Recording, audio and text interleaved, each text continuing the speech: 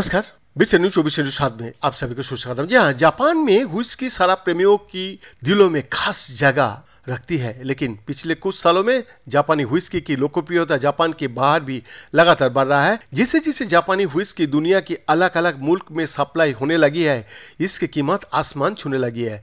Supply कम होने से जापानी व्हिस्की की नीलामी की प्रवृत्ति भी बढ़ी है, जिसके चलते इसकी कीमत में इजाफा देखने को मिला।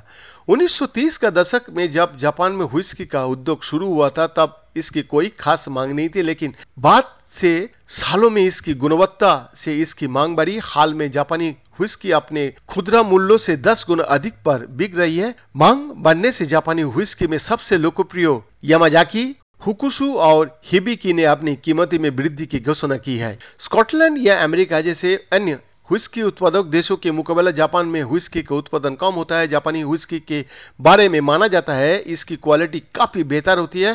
क्वालिटी के मेंटेन रखने के लिए उत्पादन में लागत अधिक आती है और इसका दाम बढ़ जाता है। जापानी व्हिस्की की अंतर्राष्ट्रीय मान्यता हासिल है। जापानी व्हिस्की का ग्लोबल प्लेटफॉर्म पर कई पुरस्कार मिला है। नतीजन दुनिया में जापानी व्हिस्की की प्रतिष्ठा बढ़ा है। इसके अलावा आयात कर और शुल्क के चलते भी जापानी शराब महंगी होती है। अगर कोई जापान की बाहर जापानी व्हिस्की खरीदता है तो आयात कर और लोकल टैक्स के चलते भी उसकी कीमत बहुत बढ़ जाता है। कोरोना का बाद जापान की अर्थव्यवस्था खराब हो चुकी है। ऐसे में जापानी व्हिस्की को देश की इकोनॉमी के लिए वरदान माना जा रहा है। जापान में सरकार ने सेकबावा अभियान के जरिए लोगों को शराब पीने के लिए प्रेरित किया है। साल 2020 में जापान में शराब का रेवेन्यू 1.7% रद्द गया था। इसका बाद से ही जापान सरकार रेवेन्यू बढ़ाने का प्रयास में जुटी है। सेक साइवा सर्विस बाकायदा जापान की नेशनल टैक्स एजेंसी की तरह